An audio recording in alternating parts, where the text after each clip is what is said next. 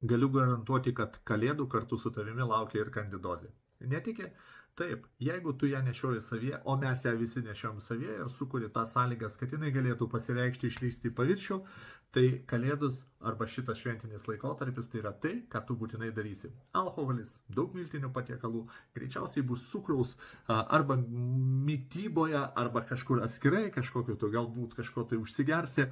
Taip, tai yra tas periodas, kada labiausiai suaktyvėja patogeninė terpė, kuri gyvena tavyje. Virusai, bakterijos, grybeliai ir pirmonės. Todėl, kad jie gauna tai, ko daugeliu atveju negauna kitų metų. Vienu metu daug prisivalgysi, privalgęs be jokios abejonės užgersi įvairiausiais gazuotais gėrimais ir ne tik gazuotais gėrimais. Puiku, sveikinu.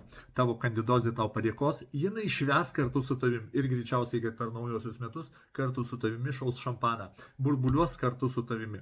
Tai va, jeigu nori šito nedaryti, yra 3 patarimai, ko